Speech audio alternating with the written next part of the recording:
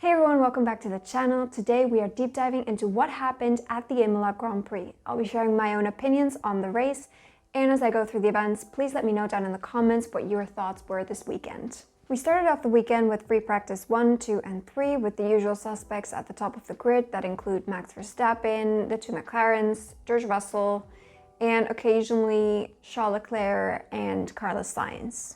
There were a couple of cars here and there that either slid into the gravel or hit the curb a little bit too hard, but nothing really happened.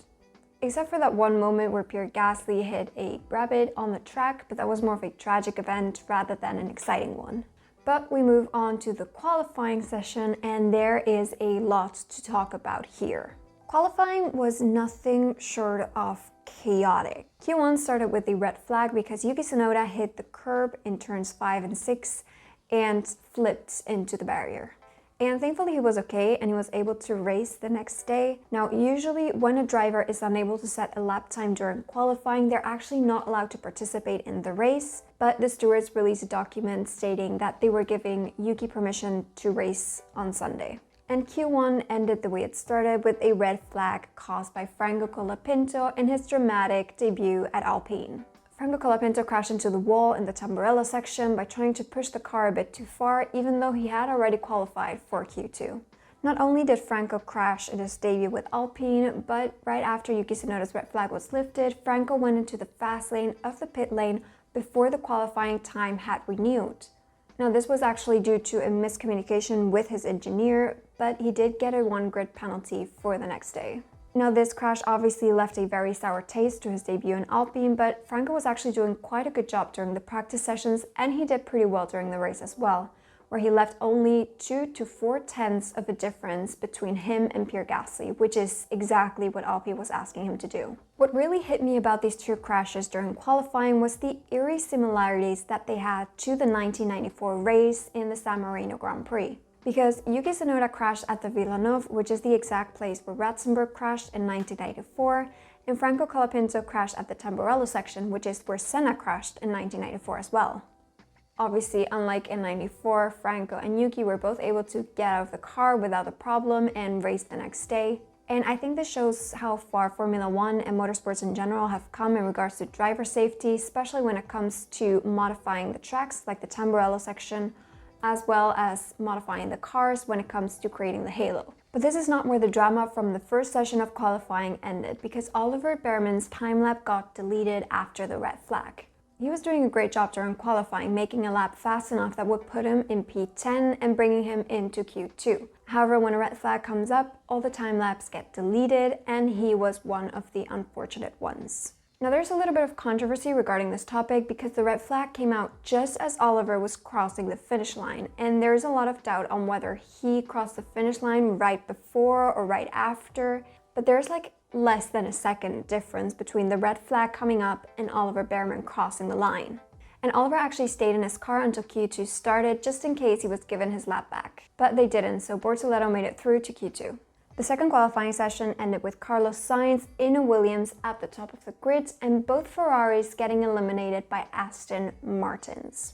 It was quite funny to see the Ferraris getting eliminated by Aston Martins because the Ferraris were driving with soft tires and the Aston Martins with medium tires. Now I would usually find this quite dramatic, however I later remember that the compounds for the tires in this race are different from the usual ones. Now Pirelli is the company that brings the tires to the races for all the teams, and they usually bring 3 types of tires. C3, which is the hard ones, C4, which is the mediums, and C5, which is the soft ones. However, over the past couple of years, the cars have improved in making the tires last longer, which means that there's less amount of pit stops. And given that Imola is a track where it's really hard to overtake, Pirelli decided to bring in a new set of tires to make things more interesting.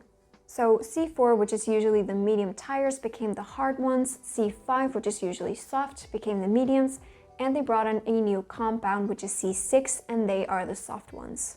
This means that for Imola, the hard tires that usually for other races would last 30 to 50 laps, now only last 20 to 40, and the mediums 10 to 20. So it really made the teams have to come up with new strategies, and it made the race a lot more interesting because every team had a completely different strategy.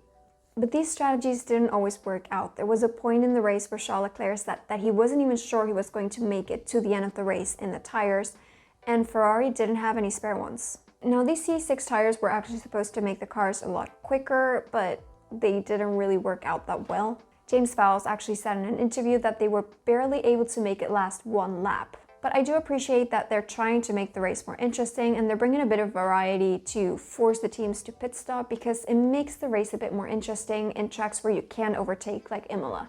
But moving on from tires, into Q3, Oscar Piastri got pole position, barely beating Max by less than 1/10, which seems to be a trend nowadays if you are in pole position. And third and fourth place went to George Russell and Lando Norris. Now onto the race on Sunday. Oscar Piastri seemed to be pretty chill at the front, only having to defend George Russell a little bit, who was trying to make his way to the front. And out of nowhere comes in Max Verstappen and overtakes Oscar Piastri for pole position. Now I have to admit, I wasn't really paying attention to the front of the grid, I was paying more attention to the back, because all the cars were piled up together and it looked like there was going to be at least 3 crashes. So I did not see Max Verstappen coming at all, and from what I saw on the internet, no one did.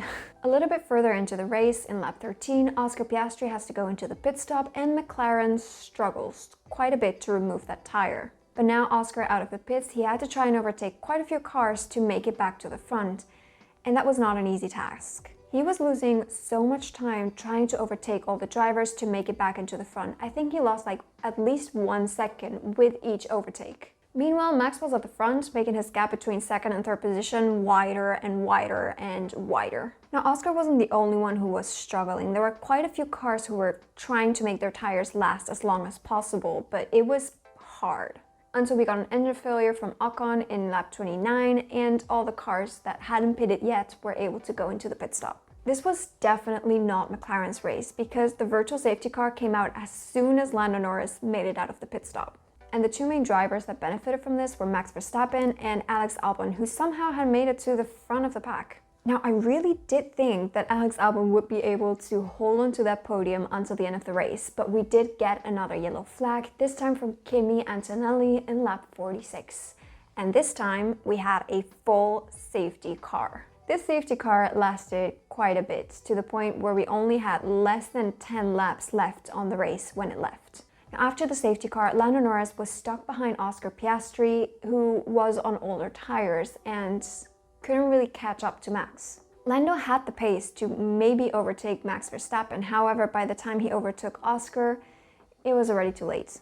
And the way that Lando Norris overtook Oscar Piastri, I genuinely, for a moment, I thought we would have a double DNF for McLaren, which would have been so interesting for the championship. But the race ended with Max in P1, Lando P2, and Oscar Piastri P3, which is still an interesting twist for the championship. Max and Lando are both getting quite a bit closer to Oscar now. The team that definitely surprised me during the race was Ferrari, and in a good way. Because Lewis Hamilton ended up 4th and Charles Leclerc ended up 6th, which means that they gained at least 8 possessions each. And that is really good in a track that you're not supposed to be able to overtake. And I figured out during this race that Ferrari and Aston Martin are each other's antithesis. Because Aston Martin has been able to perform quite well during the qualifying over the past couple of races. However, when it comes to the race itself, they do not have the pace and they're not able to maintain their tires well. Ferrari, on the other hand, has been doing terrible during qualifying, but their race pace is pretty good. However, given that this is a season mostly based on where you end up during qualifying, it's not the best news. I really hope the Ferrari is able to keep on improving, because they have done quite a bit better this race than they did in previous ones. They have to improve at their qualifying. Especially now that we're going into Monaco, which is definitely the track where it is impossible to overtake. However, there's a couple of rule changes which I'll talk about in my next video, but I really want Ferrari to do well, especially because Monaco is Charles Leclerc's home and I want him to do well there like he did last year. Another driver that I think did quite well during the race is Yuki Tsunoda. He demolished his car during qualifying, however, he gained 10 positions during the race and was able to make it into the points. And given that he's driving the impossible Red Bull car, I think that is a definite win for him. However, he does have to work on his defensive drive because the way he defended against Oscar Piastri was terrible. But my favorite driver of the race, the one that I voted for, was Alex Albon. Now, he started the race quite close to 5th place, which is where he ended up. However, what sealed it for me was the fact that he had the audacity to attempt to overtake Charles Leclerc at the end of the race. Mind you, he failed and Lewis Hamilton ended up overtaking him as well. Charles later gave his position back, but the fact that he even tried to do that at the end of the race when he was quite comfortably in the position that he was in is something I respect. And I don't think Alex Albon 2024 would have even attempted to do this. He would have been quite comfortable with the amount of points that 5th place would have given him. But the fact that he tried to overtake Charles at the end of the race, it shows the confidence that he has in the team and in this new car. And I am so excited for later in the season when Williams brings in all their upgrades and they're able to compete, hopefully, for a podium, because it would make things so much more interesting. Because predicting the 2 McLarens and maybe Max Verstappen and George Russell on the podium every race is boring. At least when Max Verstappen was dominating in 2023, 2nd and 3rd position on the podium was up to grabs for quite a few drivers. But this year it just seems to be a rotation of the same 4 people. So I'm really looking forward to the Williams improvement that James Vowles keeps talking about, as well as Ferrari hopefully getting their act together and making things more interesting. The amount of trust and confidence I have in Williams getting a podium this year is illogical. And I think it stems from the fact that James Vowles is so open and honest about their mistakes and the things that they can improve on, and also how far the team has come from last year to this year. But I think this mostly has to do with James Vowles and just how refreshing he is as a team principal. He seems to know exactly what he's doing. He has a very specific long-term plan, and I appreciate that. Unlike some other team principals that will tell us things like, no, the car is fine, we just had a minor inconvenience. To attempt to paraphrase Toto Wolff, everyone knows your car sucks. Take accountability and find a way to fix it and stop blaming your drivers. But anyways, this is everything, or most of the things that happened during the Imola Grand Prix. Sadly, this will be the last year that this track is going to be on the calendar. It will be replaced by the Madrid Grand Prix next year, apparently.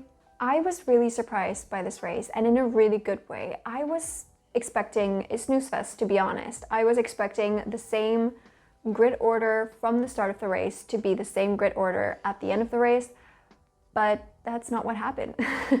And I am really happy about that. And I am really looking forward to what Formula One has in store for the rest of the year, especially when they have things like bringing in new tire compounds, forcing more pit stops. I think they might be going in the right direction. I don't know. I really enjoyed this race, and I just hope that the rest of the season will be just like this.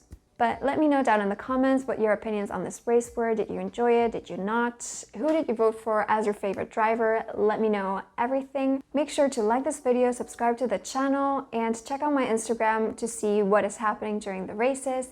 And I will see you all in a few days for the Monaco Grand Prix.